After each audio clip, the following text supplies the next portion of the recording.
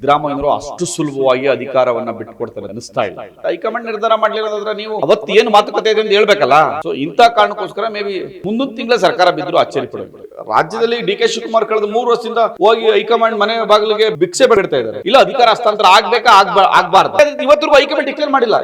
High command is utterly failure. ಇವತ್ತು ಏನಾದ್ರೂ ಚುನಾವಣೆ ನಡೆದ್ರೆ 150ಕ್ಕೂ ಹೆಚ್ಚು ಸೀಟ್ಗಳನ್ನ ಭಾರತೀಯ ಜನತಾ ಪಾರ್ಟಿ ಮತ್ತು ಜನತಾ ದಳ ಪಡ್ಕೊಳ್ತಾರೆ. ಸರ್ಕಾರವನ್ನ ರಚನೆ ಮಾಡಿಯೇ ನೀವು ಸಣ್ಣ ಆಗ್ಬೇಕಲ್ವಾ? ಅದು ಒಂದು ಉತ್ತಮ ಆಹಾರದಿಂದ ಸಣ್ಣ ಆಗ್ಬೇಕಲ್ವಾ? ಪ್ರತಿದಿನ ನಮ್ಮ ಜೀನಿ ಸ್ಲಿಮ್ ನ ಯೂಸ್ ಮಾಡಿ ಯಾವುದೇ ಸೈಡ್ ಎಫೆಕ್ಟ್ ಇಲ್ದಂಗೆ ನೀವು ಸಣ್ಣ ಆಗ್ತೀರಾ. ಪಂಚರಾಜ್ಯ ಚುನಾವಣೆಗಳಲ್ಲಿ ಈಗಾಗಲೇ ಫಲಿತಾಂಶ ಹೊರಬಿರುವಂತಹ ಪೈಕಿ 3 ರಾಜ್ಯಗಳಲ್ಲಿ ಅಸ್ಸಾಂ, ಪಶ್ಚಿಮ ಬಂಗಾಳ ಮತ್ತೆ ಪುದುಚೇರಿಯಲ್ಲಿ ಬಿಜೆಪಿ ಗೆದ್ದು ಬೀಗಿರುವಂಥದ್ದು. ಅಂದ್ರೆ ಯಾರು ಕೂಡ ನಿರೀಕ್ಷೆ ಮಾಡಿರಲಿಲ್ಲ. ಬಹಳ ಅಂತರದಲ್ಲಿ ಈಗ ಗೆಲುವನ್ನು ಸಾಧಿಸಿರುವಂಥದ್ದು. ಒಟ್ಟಾರೆಯಾಗಿ ಪಂಚರಾಜ್ಯಗಳ ಚುನಾವಣೆಯ ಫಲಿತಾಂಶದ ಬಗ್ಗೆ ನಮ್ಮೊಂದಿಗೆ ಮಾತನಾಡಲಿಕ್ಕೆ JDS-ನ ರಾಜ್ಯ ವಕ್ತಾರರು ಹಾಗೆ ವಕೀಲರು ಪ್ರದೀಪ್ ಕುಮಾರ್ ಅವರಿದ್ದಾರೆ. ಅವರೇ ನಾವು ಮಾತನಾಡಿಸೋಗೋಣ.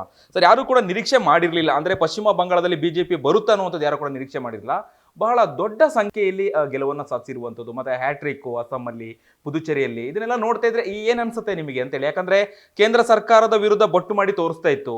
ಈ ಒಂದು ಗೆಲುವು ಎಲ್ಲ ಒಂದು ಉತ್ತರ ಆಯ್ತಾ ಅವರಿಗೆ ಅಂತ? ಇಲ್ಲ. ವೆಸ್ಟ್ ಬೆಂಗಾಲ್ನಲ್ಲಿ ಏನಾಗಿದೆ ಅಂತಂದರೆ, ಕಳೆದ ಬಾರಿ ಚುನಾವಣೆ ಸೋತಾಗಲೇ ಭಾರತೀಯ ಜನತಾ ಪಾರ್ಟಿಯ ನಾಯಕರು, ಅಗ್ರಗಣ್ಯ ನಾಯಕರಾದಂತಹ ಅಮಿತ್ ಶಾ ಅವರು ಮತ್ತು ಬೇರೆ ಬೇರೆ ನಾಯಕರು ಹೇಳಿದರು, ಮುಂದೆ ಬರ್ತಕ್ಕಂಥ ಚುನಾವಣೆಯಲ್ಲಿ ಇನ್ನು 5 ವರ್ಷಕ್ಕೆ ನಾವು ಅಧಿಕಾರವನ್ನು ಹಿಡಿತೀವಿ ಅಂತೇಳಿ ಅವ್ರು ಅಲ್ಲಿಂದ ಪ್ರಯತ್ನವನ್ನು ಪಟ್ಟಿದ್ರು. ಕೇವಲ ಒಂದೇ ದಿವಸಕ್ಕೆ ಒಂದೇ ತಿಂಗಳಲ್ಲಿ ಆಯ್ದಂಥ ಚುನಾವಣೆ ಅಲ್ಲ. ಕಳೆದ 10 ವರ್ಷಗಳಲ್ಲಿ ಕಳೆದ ಬಾರಿ 77 ಸೀಟ್ಗಳನ್ನು ಪಡೆದಿತ್ತು. ಈ ಬಾರಿ 190 ಸೀಟ್ಗಳನ್ನು ಪಡೆದಿದೆ. ಕಾರಣ ಏನಪ್ಪ ಅಂದರೆ, ಕಳೆದ 5 ವರ್ಷಗಳಲ್ಲಿ ಸುದೀರ್ಘ ಸಂಘಟನೆ. ಯಾಕಂದರೆ ಇವತ್ತು ಫಸ್ಟ್ ಫೇಸ್ ಚುನಾವಣೆ ಮುಗಿದ ತಕ್ಷಣವೇ 140 ಫಸ್ಟ್ ಫೇಸ್ ಆಯ್ತಲ್ಲ, ಅವತ್ತೇ ಅಮಿತ್ ಶಾ ಹೇಳಿದ್ರು ಇದರಲ್ಲೇ ನಾವು 120 ಸೀಟ್ ಗೆಲ್ತೀವಿ ಅನ್ನೋ ಮಾತನ್ನು ಅಮಿತ್ ಶಾ ಅವರು ಹೇಳಿದರು. ಅಂತಂದರೆ ಸಂಘಟನೆ ಬಗ್ಗೆ ಅವ್ರಿಗಿದ್ದಂತಹ ಗಟ್ಟಿಯಾದ ನಿಲುವು, ಸಂಘಟನೆ ಅವ್ರು ಮಾಡಿದ್ರಿಂದ ಅವರೇ ಖುದ್ದು ಮಾನಿಟ್ರ್ ಮಾಡಿದ್ರು. ಅವರು ವಾರ್ ರೂಮ್ಗಳಿಗೆ ಹೋಗಿ ಮತ್ತು ಅವರು ಪ್ರತಿ ಡಿಸ್ಟಿಕ್ನ ಮಾನಿಟ್ರ್ ಮಾಡಿದ್ರು ಅಮಿತ್ ಶಾ ಅವರು. ಆ ಕಾರಣಕ್ಕೋಸ್ಕರ ಎಲ್ಲೋ ಒಂದು ಕಡೆ ಅದು ಕೇವಲ SIR ಅನ್ನೋ ಕಾರಣಕ್ಕೋಸ್ಕರ ಅಥವಾ ಇನ್ಯಾವುದೋ ಕಾರಣಕ್ಕೋಸ್ಕರ ಅಲ್ಲ, ಸಂಘಟನೆಯನ್ನು ಭಾಳ ಗಟ್ಟಿಯಾಗಿ ತಳಮಟ್ಟದಲ್ಲಿ ಕಟ್ಟುವ ಪ್ರಯತ್ನವನ್ನು ಭಾರತೀಯ ಜನತಾ ಪಾರ್ಟಿ ಮಾಡಿದ್ದ ಕಾರಣಕ್ಕೋಸ್ಕರ ಇವತ್ತು ವೆಸ್ಟ್ ಬೆಂಗಾಲಲ್ಲಿ ಆ ರೀತಿಯ ರಿಸಲ್ಟ್ ಬಂದಿದೆ. ಅಲ್ಲ, ಈಗ ಅಸ್ಸಾಂ ನೋಡ್ತಾ ಹೋದ್ರೆ ಹ್ಯಾಟ್ರಿಕ್ ಅಲ್ಲೂ ಕೂಡ ಒಂದು ಟಫ್ ಇತ್ತು. ಅಂದ್ರೆ ಆಗುತ್ತಾ ಗೆಲ್ಲಲ್ಲ ಅನ್ನೋದು ಇತ್ತು. ಅಸ್ಸಾಂನ ಹೇಗೆ ವಿಶ್ಲೇಷಣೆ ಮಾಡ್ತೀರಿ? ಅಲ್ಲಿ ಹೇಗೆ ಸ್ಟ್ರಾಟಜಿನ ಯೂಸ್ ಮಾಡಿರ್ಬೋದು ಅಮಿತ್ ಶಾ, ಮೋದಿ ಆಗಿರ್ಬೋದು? ಯಾವ ರೀತಿಯಾಗಿ ಗೆಲುವನ್ನು ಸಾಧಿಸಲಿಕ್ಕೆ ಸ್ಟ್ರಾಟಜಿ ಯೂಸ್ ಮಾಡಿದ್ದಾರೆ? ಎಸ್, ಅಸ್ಸಾಂನಲ್ಲಿ ಹಿಮಂತ್ ಒಳ್ಳೆಯ ಹೆಸರನ್ನ ಮಾಡಿದ್ದಾರೆ. ಆ ನಾಯಕನನ್ನು ಲಾಸ್ಟ್ ಟೈಮ್ ನಾವು ಭಾರತೀಯ ಜನತಾ ಪಾರ್ಟಿ ಕಾಂಗ್ರೆಸ್ಸಲ್ಲಿದ್ದಂಥ ನಾಯಕನ ಸೆಳ್ಕೊಂಡಿದ್ದು ಕೂಡ ದೊಡ್ಡ ಮಟ್ಟದ ಲಾಭವನ್ನು ತಂದು ಕೊಟ್ಟಿದೆ. ಮತ್ತು ಜೊತೆಗೆ ಅಲ್ಲಿ ಕಾಂಗ್ರೆಸ್ ಫೇಲ್ಯೂರ್, ಇಡೀ ದೇಶದಲ್ಲಿ ಕಾಂಗ್ರೆಸ್ ಫೇಲ್ಯೂರು. ಇವತ್ತು ಕಾಂಗ್ರೆಸ್ನ ನಂಬುವಂಥ ಸ್ಥಿತಿನಲ್ಲಿ ಇಡೀ ದೇಶದಲ್ಲಿ ಇಲ್ಲ. ಯಾಕೆಂದರೆ ನಾಯಕತ್ವವನ್ನು ಕೊಡಲಿಕ್ಕೆ ದೇಶದ ಮಟ್ಟದಲ್ಲಿ ನಾಯಕತ್ವ ಇರ್ಬೋದು ಮತ್ತು ರಾಜ್ಯ ಮಟ್ಟಕ್ಕೆ ನಾಯಕತ್ವವನ್ನು ಕೊಡುವುದು ಇರ್ಬೋದು ಇಲ್ಲ. ಈಗ ನೀವು ತಗೊಳ್ಳಿ, ವೆಸ್ಟ್ ಬೆಂಗಾಲೇ ತಗೊಳ್ಳಿ, ಅದು ಇಂಡಿಪೆಂಡೆಂಟ್ ಕಂಟೆಸ್ಟ್ ಮಾಡ್ತು, 1-2 ಸೀಟ್ ಗೆದ್ದಿದೆ. ಇವತ್ತು ಯಾಕೆ ಅಲ್ಲಿ ಒಂದು ನಾಯಕತ್ವವನ್ನು, ಸ್ಥಳೀಯ ನಾಯಕರು ಬೇಕಲ್ವಾ? ರಾಷ್ಟ್ರೀಯ ಮಟ್ಟದಲ್ಲಿ ಕೂಡ ನಾಯಕರಿಲ್ಲ, ಮತ್ತು ಸ್ಥಳೀಯ ಮಟ್ಟದಲ್ಲಿ ನಾಯಕರನ್ನು ಹುಟ್ಟು ಹಾಕುವಲ್ಲೂ ಮತ್ತು ಅವರನ್ನು ಸರಿಯಾದ ರೀತಿ ನಡೆಸ್ಕೊಳ್ಳುವಲ್ಲೂ ಫೇಲ್ಯೂರ್ ಆಗಿದೆ. ಇವಾಗ ಇಲ್ಲೇ ತಗೊಳ್ಳಿ, ಈ ಕಳೆದ 2.5-3 ವರ್ಷದಲ್ಲಿ ಅತ್ಯಂತ ಚರ್ಚೆ ಆಗಿದ್ದಂಥದ್ದು ದೇಶದಲ್ಲಿ ಮತ್ತು ರಾಜ್ಯದಲ್ಲಿ ಮುಖ್ಯಮಂತ್ರಿ ಬದಲಾವಣೆ. ಈ ಡಿ ಕೆ ಶಿವಕುಮಾರ್ ಅವರಿಗೆ ಕೊಡ್ತಾರಾ ಕೊಡಲ್ವಾ ಡಿಸೈಡ್ ಮಾಡಲಿಲ್ಲ. ಈ ಥರದ್ದು ರಾಜಸ್ಥಾನದಲ್ಲಾಯಿತು, ಸೇಮ್ ಇದೇ ಥರ ಘಟನೆ ರಾಜಸ್ಥಾನದಲ್ಲಾಗಿದ್ದು, ಇದನ್ನೇ ಒರಿಸ್ಸಾದಲ್ಲೂ ಆಗಿದ್ದು ಲಾಸ್ಟ್ ಕಳೆದ ಬಾರಿ. ಈಗ ಅನೇಕ ಸಂದರ್ಭಗಳಲ್ಲಿ ಒಂದು ರಾಜ್ಯ ಘಟಕದ ನಾಯಕರುಗಳನ್ನು ಸರಿಯಾದ ನಿರ್ವಹಣೆ ಮತ್ತು ಅವ್ರನ್ನ ಸರಿಯಾದ ಬಳಸ್ಕೊಳ್ತಕ್ಕಂತಹ ಮತ್ತು ಅವ್ರಿಗೆ ಸರಿಯಾದ ಪ್ರಾಮುಖ್ಯತೆಯನ್ನು ಕೊಡುವಲ್ಲಿ ಕಾಂಗ್ರೆಸ್ ಫೇಲ್ಯೂರ್ ಆಗಿದೆ. ಅದ್ರ ಮುಂದುವರೆದ ಭಾಗ ಒರಿಸ್ಸಾದಲ್ಲೂ ಅಷ್ಟೇ. ಹಿಮಂತ್ ಹೋದ್ಮೇಲೆ ಇನ್ನೊಬ್ಬ ನಾಯಕರನ್ನು ಹುಟ್ಟುವಾಗಲೇ ಅದು ಯಾರನ್ನ ಲೀಡರ್ ಅಂತ ಹೇಳಿದ್ರೆ ಅವನೇ ಸೋತೋಗವನೆ, ಯಾರನ್ನ ಲೀಡರಾಗಿ ಪ್ರೊಜೆಕ್ಟ್ ಮಾಡಿದ್ರೆ ಅವರೇ ಸೋತೋಗವ್ರೆ ಒರಿಸ್ಸಾದಲ್ಲಿ. ಸೊ ಇದು ಎಲ್ಲೋ ಒಂದು ಕಡೆ ಸ್ಥಳೀಯ ನಾಯಕರನ್ನು, ಸ್ಥಳೀಯ ನಾಯಕತ್ವಕ್ಕೆ ಸರಿಯಾದ ಗೌರವವನ್ನು, ಬೆಲೆಯನ್ನು ಕೊಡದೇ ಇರತಕ್ಕಂಥದ್ದು ಕೂಡ ಕಾಂಗ್ರೆಸ್ನ ಹೈಕಮಾಂಡ್ನ ಮತ್ತೊಂದು ಸೋಲಿಗೆ ಕಾರಣ. ಅಂದರೆ ಈ ಪಂಚರಾಜ್ಯ ಚುನಾವಣೆಯ ಫಲಿತಾಂಶ ನೋಡಿದ್ರೆ ಈ ಕಾಂಗ್ರೆಸ್ಸಿಗೆಲ್ಲ ಒಂದು ಕಡೆ ಡ್ಯಾಮೇಜ್ ಆಯ್ತಾ ಈ ಒಂದು ಫಲಿತಾಂಶದಿಂದ ಅಂತೇಳಿ? ಯಾಕಂದರೆ ಮುಂಬರುವಂತಹ ಲೋಕಸಭಾ ಚುನಾವಣೆ ಆಗಿರ್ಬೋದು ಅಥವಾ ವಿಧಾನಸಭಾ ಚುನಾವಣೆಗೆಲ್ಲ ಒಂದು ಕಡೆ ಇದು ಡ್ಯಾಮೇಜ್ ಅಂತೇಳಿ ಅನ್ಸತ್ತಾ ಏನು ಅಂತ? 100ಕ್ಕೆ 100 ಭಾಗ ಅನಿಸುತ್ತೆ. ಯಾಕೆಂದರೆ ಇವತ್ತು ನೀವು ನೋಡಿ, ಇದರಲ್ಲಿ ತಮಿಳ್ನಾಡಿಗೆ ಹೋದರೆ 5 ಸೀಟು, ಪುದುಚೇರಿಗೆ ಹೋದರೆ 1-2, ಮತ್ತು ಒರಿಸ್ಸಾದಲ್ಲಿ 12 ಸೀಟ್ ತೊಗೊಂಡಿದ್ದಾರೆ, ನೀವು ವೆಸ್ಟ್ ಬೆಂಗಾಲಲ್ಲಿ 2 ಸೀಟನ್ನು ತೊಗೊಂಡಿದ್ದಾರೆ. ಈ ರೀತಿ ಎಲ್ಲ ಒಂದು ಕಡೆ ಅಧಪತನ ಆಗ್ತಾ ಇದೆ. ಅದು ಯಾಕೆ ಅಧಪತನ ಆಗ್ತಾಯಿದೆ ಅಂತಂದರೆ, ನೀವು ರಾಷ್ಟ್ರೀಯ ಮಟ್ಟದಲ್ಲಿ ಇವತ್ತು ಸೋನಿಯಾ ಗಾಂಧಿಯವರು ಎಲ್ಲ ಹಿಂದೆ ಹೋದ್ಮೇಲೆ ಎಲ್ಲ ಒಂದು ಕಡೆ ಮುನ್ನೆಲೆಗೆ ಬಂದಂತಹ ರಾಹುಲ್ ಗಾಂಧಿಯವರು ಸರಿಯಾಗಿ ಅವ್ರನ್ನ ಮ್ಯಾನೇಜ್ ಮಾಡ್ತಾ ಇಲ್ಲ, ಸರಿಯಾಗಿ ರೀತಿ ಅವ್ರಿಗೆ ಪ್ರಾಮುಖ್ಯತೆಯನ್ನು ಕೊಡ್ತಾ ಇಲ್ಲ, ಮತ್ತು ಆ ನಾಯಕತ್ವಕ್ಕೆ ಗುರುತಿಸಿ ಅವರಿಗೆ ಗೌರವವನ್ನು ಕೊಟ್ಟು ಅವ್ರಿಗೆ ಲೀಡರ್ಶಿಪ್ಪನ್ನು ಕಾಪಾಡುವಲ್ಲಿ ಎಲ್ಲ ಫೇಲ್ಯೂರ್ ಆಗಿದ್ದಾರೆ. ಇವತ್ತು ನೀವು ವೆಸ್ಟ್ ಬೆಂಗಾಲ್ ಯಾರು ಹೇಳಿ ಲೀಡರ್ ಯಾರು? ಈಗ ನೋಡಿ, ಬಿ ಜೆ ಪಿನಲ್ಲಿ Suvendu Adhikari as leader of the opposition party, is the leader of the state ಇದ್ದಾರೆ ಅಲ್ವಾ? ಯಾರಿದ್ದಾರೆ ಅಲ್ಲಾರಿದ್ದಾರೆ? ನೀವು ಕೇರಳದಲ್ಲಿ ಭಾರತೀಯ ಜನತಾ ಪಾರ್ಟಿ ಇಲ್ಲ ಅಂತಂದ್ರೂ ಕೂಡ ಯಾರೋ ಒಬ್ರು ಲೀಡರ್ ಇದ್ದಾರೆ. ಇವತ್ತು Rajeev Chandrasekhar is the leader. Yes, ಯಾರೋ ಒಬ್ರು ಲೀಡ್ ಮಾಡ್ತಿದ್ದಾರೆ. ಎಸ್, ನೀವು ತಮಿಳ್ನಾಡಲ್ಲಿ ಬಿ ಜೆ ಪಿ ಇಲ್ಲ, ಅಣ್ಣಾಮಲೈ ಲೀಡರ್. ಒಂದು ಲೀಡರ್ನ ಹುಟ್ಟಾಕಿದ್ದಾರೆ, ಒಂದು ಲೀಡರ್ನ ಎಸ್ ಆ ರಾಜ್ಯವನ್ನು ಮುನ್ನಡೆಸಲಿಕ್ಕೆ ಆ ರಾಜ್ಯದಲ್ಲಿ ಒಬ್ಬ ನಾಯಕನನ್ನು ಸೃಷ್ಟಿ ಮಾಡಿದ್ದಾರೆ. ಅದು ಸೋಲು ಗೆಲುವು ಅಥವಾ ಒಂದು ಪಕ್ಷಕ್ಕೆ ಅಧಿಕಾರ ಬರೋದು ಬೇರೆ ಪ್ರಶ್ನೆ, ಆದರೆ ಒಬ್ಬ ನಾಯಕನನ್ನು ಸೃಷ್ಟಿ ಮಾಡಬೇಕು. ಒಬ್ಬ ನಾಯಕನನ್ನು ಆ ರಾಜ್ಯಕ್ಕೆ ಒಬ್ಬ ನಾಯಕನನ್ನು ನೋಡಿದಾಗ ಮಾತ್ರ ಓಟ್ ಹಾಕ್ಲಿಕ್ಕೆ ಸಾಧ್ಯ. ಎಸ್, ಇಂಥ ಪಕ್ಷದಲ್ಲಿ ಒಬ್ಬ ನಾಯಕ ಇದ್ದಾನೆ ಅಂತ. ಆ ರೀತಿ ನಾಯಕತ್ವವನ್ನು ಹುಟ್ಟಾಕುವಲ್ಲೇ ಫೇಲ್ಯೂರ್ ಆಗಿದೆ ಕಾಂಗ್ರೆಸ್ಸು. ಇದೊಂದೇ ಅಲ್ಲ, ನೀವು ಕಳೆದ 20-25 ವರ್ಷದ ರಾಜಕಾರಣವನ್ನು ನೋಡಿದ್ರೆ ಇರುವಂಥ ನಾಯಕರನ್ನು ಕಳ್ಕೊಂಡಿದ್ದಾರೆ. ಇದ್ದಂತಹ ಅನೇಕ ನಾಯಕರುಗಳನ್ನ ಕಾಂಗ್ರೆಸ್ ಪಕ್ಷ ಕಳ್ಕೊಂಡಿದೆ. ಸಚಿನ್ ಪೈಲಟ್ ಇರ್ಬೋದು, ನೀವತ್ತು ಹಿಮಂತ ಬಿಶ್ವ ಇರ್ಬೋದು, ನೀವು ಈಗ ಈ ಕೇರಳದಲ್ಲಿ ಇರ್ತಕ್ಕಂಥ ಇವರೇ ತಗೊಳ್ಳಿ, ಯಾರು ಅವರು ನಮ್ಮ ಶಶಿ ತರೂರ್, ಸರಿಯಾದ ರೀತಿ ಗೌರವ ಕೊಡಲಿಲ್ಲ ಅವ್ರಿಗೆ. ಈಗ ಅವರು ಎಲ್ಲ ಒಂಥರ ಅಂತರ ಕಾಪಾಡ್ಕೊಂಡಿದ್ದಾರೆ. ಏನು ರೀಸನ್ ಏನಿರ್ಬೋದು ಈ ರೀತಿಯಾಗಿ ಅಂತರವನ್ನು ಕಾಪಾಡ್ಕೊಳ್ಳುವಂಥದ್ದು, ಅಥವಾ ಎಕ್ಸ್ಪೀರಿಯನ್ಸು ಅನುಭವಿ ಇರುವಂತಹ ಕಾಂಗ್ರೆಸ್ನ ನಾಯಕರೇ ಈ ರೀತಿಯಾಗಿ ಸೈಲೆಂಟ್ ಆದರೆ ರೀಸನ್ ಏನಿರ್ಬೋದು ಕಾರಣ? ಶಶಿ ತರೂರ್ಗೆ ಇರ್ತಕ್ಕಂಥ ನಾಲೆಡ್ಜು, ಅವ್ರಿಗಿರ್ತಕ್ಕಂಥ ಇಂಟೆಲೆಕ್ಚುಯಲ್ನ ಬಳಸ್ಕೊಂಡು ಅವ್ರನ್ನ ಯಾವ ರೀತಿ ಲೋಕಸಭೆಯಲ್ಲಿ ಅವರು ಒಬ್ಬ ಲೀಡರ್ನಾಗಿ ಮಾಡ್ಬೋದಾಯಿತು, ಮಾಡಲಿಲ್ಲ. ಈಗೂ ಅಷ್ಟೇ, ಈ ಚುನಾವಣೆಯಲ್ಲೂ ಶಶಿ ತರೂರ್ನ ಸರಿಯಾಗಿ ಬಳಸ್ಕೊಳ್ಳಿಲ್ಲ. ಅವರು ಬಳಸ್ಕೊಂಡು ಇನ್ನೂ ಹೆಚ್ಚು ಸೀಟ್ಗಳು ಬರ್ತಾ ಇತ್ತು ನನಗನ್ಸೋ ಪ್ರಕಾರ. ಹೀಗೆ ಕಾಂಗ್ರೆಸ್ ಇಡೀ ದೇಶದಲ್ಲಿ ಅಧಪತನವನ್ನು ಕಾಣಿಸ್ತಾ ಇದೆ. ಅದ್ರ ಮುಂದುವರಿದ ಭಾಗ ಇದಾಗಿದೆ. ಮುಂದೆ ಕಾಂಗ್ರೆಸ್ ಪಕ್ಷಕ್ಕೆ ಒಳ್ಳೆ ನಾಯಕತ್ವ ಸಿಗಬೇಕು ಅಂದರೆ ಸ್ಥಳೀಯ ನಾಯಕತ್ವವನ್ನು ಗುರುಸ್ದಾಗ ಮಾತ್ರ ಸಾಧ್ಯ. ಸ್ಥಳೀಯವಾಗಿ ಲೀಡರ್ ಇಲ್ಲ ಅಂದರೆ ಖಂಡಿತ ಇಲ್ಲ. ಈಗ ನೋಡಿ, ಈ ರಾಜ್ಯದಲ್ಲಿ ಡಿ ಕೆ ಶಿವಕುಮಾರ್ ಕಳೆದ 3 ವರ್ಷದಿಂದ ಹೋಗಿ ಹೈಕಮಾಂಡ್ ಮನೆ ಬಾಗಿಲಿಗೆ ಭಿಕ್ಷೆ ಬೇಡದಂಗೆ ಬೇಡ್ತಾ ಇದ್ದಾರೆ. ಇಲ್ಲ ಮಾತುಕತೆ ಆಗಿದೆಯಾ, ಮಾತುಕತೆ ಆಗಿಲ್ವಾ, ಇಲ್ಲ ಅಧಿಕಾರ ಹಸ್ತಾಂತರ ಆಗಬೇಕಾ ಆಗಬಾರ್ದಾ, ಎರಡನ್ನೂ ಕೂಡ ಸರಿಯಾದ ರೀತಿ ಇವತ್ತರೆಗೂ ಹೈಕಮಾಂಡ್ ಡಿಕ್ಲೇರ್ ಮಾಡಿಲ್ಲ.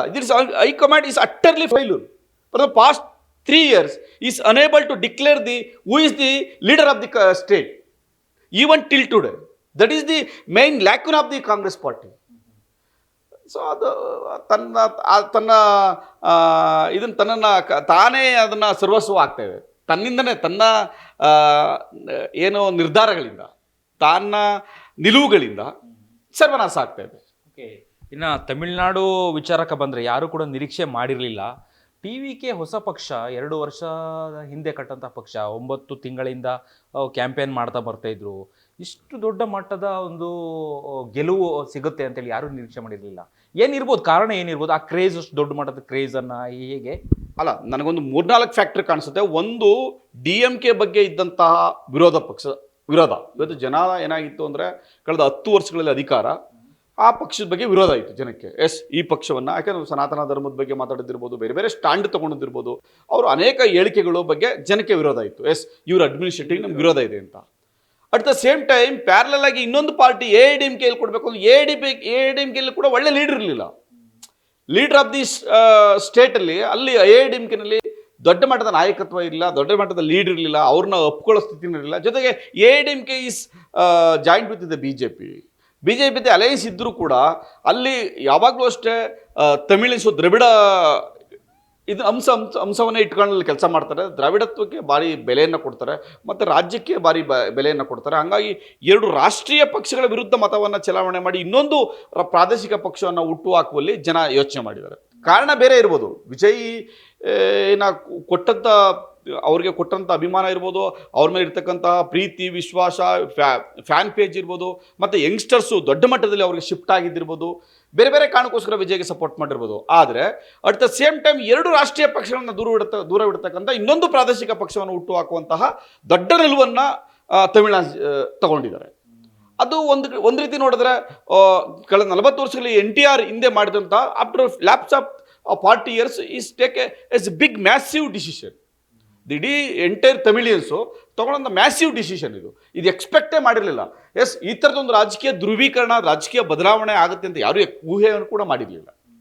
ಇದಕ್ಕೆ ಇನ್ನು ಕರ್ನಾಟಕ ರಾಜ್ಯದಲ್ಲಿ ಪೊಲೀಸ್ ಇಲಾಖೆಯಲ್ಲಿ ಕೆಲಸ ಮಾಡಿ ಇಲ್ಲಿಂದ ರಾಜೀನಾಮೆ ಕೊಟ್ಟು ತಮಿಳುನಾಡಲ್ಲಿ BJP ಪಕ್ಷದಲ್ಲಿ ಗುರುತಿಸ್ಕೊಂಡು ಆದರೂ ಕೂಡ ಎಲ್ಲೋ ಇನ್ನೊಂದು ಅವಕಾಶ ಇತ್ತು, ಅಂದರೆ BJP ಪಕ್ಷವನ್ನು ಕಟ್ಟುವಲ್ಲಿ ಅಥವಾ ಒಂದು ಶಕ್ತಿ ಪ್ರದರ್ಶನ ಮಾಡಲು ಇಂದು ಎಲೆಕ್ಷನ್ ಒಂದು ರೀತಿಯಾಗಿ ಅವರಿಗೆ ಚಾಲೆಂಜ್ ಆಗಿತ್ತು.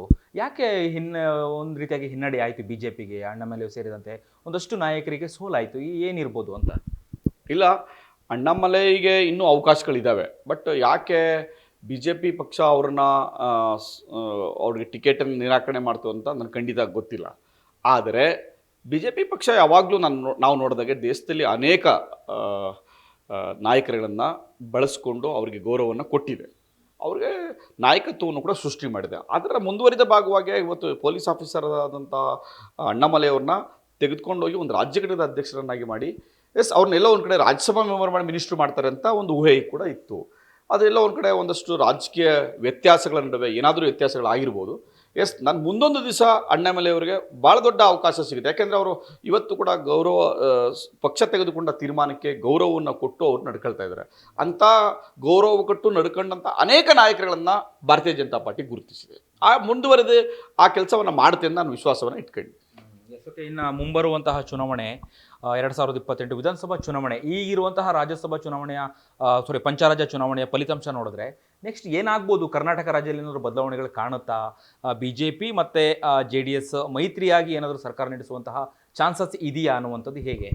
ಇವತ್ತು 2 ಬೈ ಎಲೆಕ್ಷನ್ ಚುನಾವಣೆಗಳಿಗೂ ಇದಕ್ಕೂ ಸಂಬಂಧ ಇಲ್ಲ. ಒಂದು, ಪಂಚರಾಜ್ಯ ಚುನಾವಣೆಗಳನ್ನು ನೀವು ದುಃಖಿಸಿಯಾಗಿ ತೆಗೆದುಕೊಂಡ್ರೆ ಇವತ್ತೇನು ಭಾರತೀಯ ಜನತಾ ಪಾರ್ಟಿ ಮತ್ತು ಜನತಾದಳ ಇವತ್ತೇನು ಒಟ್ಟಿಗೆ ಹೋಗ್ತಾ ಇದ್ದೀವಿ, ಬಹುಶಃ ಇವರು ಒಟ್ಟಿಗೆ ಇವತ್ತು ಏನಾದರೂ ಚುನಾವಣೆ ನಡೆದರೆ ಮುಂದೆ 150ಕ್ಕೂ ಹೆಚ್ಚು ಸೀಟ್ಗಳನ್ನು ಭಾರತೀಯ ಜನತಾ ಪಾರ್ಟಿ ಮತ್ತು ಜನತಾದಳ ಪಡ್ಕೊಳ್ತವೆ. ಆದರೆ ಡೌಟೇ ಬೇಡ, ಸರ್ಕಾರವನ್ನು ರಚನೆ ಮಾಡಿಯೇ ತೀರ್ತೀವಿ. ಆದರೆ ಇವತ್ತು ಕಾಂಗ್ರೆಸ್ನ ಮುಖಂಡರುಗಳು ಇವತ್ತು 2 ಚುನಾವಣೆ ಬೈ ಎಲೆಕ್ಷನ್ ಗೆದ್ದ ತಕ್ಷಣ ನಾವೇ ಮುಂದಕ್ಕೆ ಅಧಿಕಾರಕ್ಕೆ ಬರ್ತೀವಿ, ಅವರೆಲ್ಲ ಉದ್ದಟತನದ ಹೇಳಿಕೆ. ಯಾಕೆಂದರೆ ಇವತ್ತು ಅವರ ವೆಸ್ಟ್ ಬೆಂಗಾಲ್ನ ಪರ್ಫಾರ್ಮೆನ್ಸ್ ಇರ್ಬೋದು, ತಮಿಳುನಾಡಿನ ಪರ್ಫಾರ್ಮೆನ್ಸ್ ಇರ್ಬೋದು, ಒರಿಸ್ಸಾದಲ್ಲಿ ಅವ್ರದ್ದು ಪರ್ಫಾರ್ಮೆನ್ಸ್ ಇರ್ಬೋದು, ಪುದುಚೇರಿಯಲ್ಲಿ ಆಗಿರ್ತಕ್ಕಂಥ ಪರ್ಫಾರ್ಮೆನ್ಸ್ ಇರ್ಬೋದು, it's worst performance by the Congress. ಎಲ್ಲೂ ಕೂಡ ಅವರು ಒಂದು ಒಳ್ಳೆ ಪರ್ಫಾರ್ಮೆನ್ಸ್ನ ಒಂದು ಒಳ್ಳೆ ಫೈಟನ್ನು ಕೊಟ್ಟಿಲ್ಲ. ಎಕ್ಸೆಪ್ಟ್ ಕೇರಳ ಈ 4 ರಾಜ್ಯಗಳಲ್ಲಿ ಒಂದು ಪ್ರತಿರೋಧ ಒಡ್ಡುವಷ್ಟು ಸೀಟ್ಗಳನ್ನು ಅವ್ರು ಮಾಡಿಲ್ಲ. ಸೊ ಹಂಗಾಗಿ ಎಲ್ಲೋ ಒಂದು ಕಡೆ ಕಾಂಗ್ರೆಸ್ ಇಡೀ ದೇಶದಲ್ಲಿ ಅವನತಿ ಹಾದಿಯಲ್ಲಿದೆ. ಅದರ ಮುಂದುವರೆದ ಭಾಗವಾಗಿ ಕಾಂಗ್ರೆಸ್ ಎಲ್ಲೋ ಒಂದು ಕಡೆ ಒಂದಷ್ಟು ಜೀವವನ್ನು ತೆಲಂಗಾಣ ಮತ್ತು ಇಲ್ಲಿ ಕರ್ನಾಟಕದಲ್ಲಿತ್ತು. ಕರ್ನಾಟಕದಲ್ಲಿ ಮುಂದೆ ಬರ್ತಕ್ಕಂಥ ಚುನಾವಣೆಯಲ್ಲಿ 100ಕ್ಕೆ 100 ಭಾಗ ಮನೆ ಕಳಿಸುವಂಥ ಕೆಲಸವನ್ನು ಮಾಡ್ತಾರೆ. ಲಾಸ್ಟ್ ಕ್ವಶನ್, ಇನ್ನು ಪಂಚರಾಜ್ಯ ಚುನಾವಣೆ ಮುಗಿದ ನಂತರದಲ್ಲಿ ರಾಜ್ಯದಲ್ಲಿ CM ಬದಲಾವಣೆ ಆಗ್ತಿರೋಂಥ ಚರ್ಚೆಗಳು ಭಾಳಷ್ಟು ಇತ್ತು, ನೀವು ಕೂಡ ಗಮನಿಸ್ತಿದ್ದೀರಿ. ಈ ಬಗ್ಗೆ ಹೇಳೋದಾದರೆ ಏನಾದರೂ ಬದಲಾವಣೆ ಆಗುವಂತಹ ಏನೋ ಚಾನ್ಸಸ್ ಇದೆಯಾ, ಅಥವಾ ಬಿಟ್ಕೊಡಲ್ವಾ ಸಿದ್ದರಾಮಯ್ಯ ಅವರು? ಏನಾಗ್ಬೋದು ಅನ್ನುವಂಥದ್ದು? ನಾವು ಆಗಲೇ ಹೇಳಿದಾಗೆ ಸಿದ್ದರಾಮಯ್ಯನವರು ಅಷ್ಟು ಸುಲಭವಾಗಿ ಅಧಿಕಾರವನ್ನು ಬಿಟ್ಟುಕೊಡ್ತಾರೆ ಅಂತ ನನಗೆ ಅನಿಸ್ತಾ ಇಲ್ಲ. ಯಾಕೆ ಅಂತಂದರೆ ಬಿಟ್ಟುಕೊಡುವ ಮನಸ್ಥಿತಿಯಲ್ಲೂ ಅವ್ರು ಯಾವತ್ತೂ ಇಲ್ಲ. ಹೈಕಮಾಂಡ್ ನಿರ್ಧಾರ ಮಾಡಲಿ ಮತ್ತು ಹೈಕಮಾಂಡ್ ನಿರ್ಧಾರ ಮಾಡಲಿ ಅನ್ನೋದಾದ್ರೆ ನೀವು ಅವತ್ತು ಏನು ಮಾತುಕತೆ ಇದೆ ಅಂತ ಹೇಳ್ಬೇಕಲ್ಲ. 2023 ಚುನಾವಣೆ ಬಂದಾಗ ಮೇ ತಿಂಗಳಲ್ಲಿ ಆದಂತಹ ಬೆಳವಣಿಗೆಗಳು, ಅವತ್ತು ನಡೆದಂಥ ಮಾತುಕತೆಗಳು, ಇದು ಒಂದು ಸಿದ್ದರಾಮಯ್ಯನವರು ಮತ್ತು DK ಶಿವಕುಮಾರ್ ಹೇಳಬೇಕು, ಇಲ್ಲ ಹೈಕಮಾಂಡ್ ಹೇಳಬೇಕು. ಇಷ್ಟು ಜನಕ್ಕೆ ಮಾತ್ರ ಗೊತ್ತಿರ್ತಕ್ಕಂಥ. ಇವತ್ತು ಹೈಕಮಾಂಡು ಬಾಯಿ ಬಿಡ್ತಲ್ಲ, ಇವರಿಬ್ಬರೂ ಹೇಳ್ತಲ್ಲ, ಹೇಳಿದ್ರೆ ಮಾತಾಡಿದ್ರೆ ಹೈಕಮಾಂಡ್ ಅಂತಾರೆ. ಸೊ ಇಂಥ ಕಾರಣಕ್ಕೋಸ್ಕರ ಮೇ ಬಿ ಮುಂದಿನ ತಿಂಗಳ ಸರ್ಕಾರ ಬಿದ್ದರೂ ಆಶ್ಚರ್ಯ ಪಡೋಂಗಿಲ್ಲ. ಇದಿಷ್ಟು ಲಾಯರ್ ಪ್ರದೀಪ್ ಕುಮಾರ್ ಅವರ ಮಾತುಗಳಾಗಿತ್ತು. ಕ್ಯಾಮರಾ ಪರ್ಸನ್ ಅಭಿಲಾಷ್ ಜೊತೆ ಅಭಿಜಿತ್ ಗಣೇಶ್, ಕರ್ನಾಟಕ ಟಿವಿ, ಬೆಂಗಳೂರು.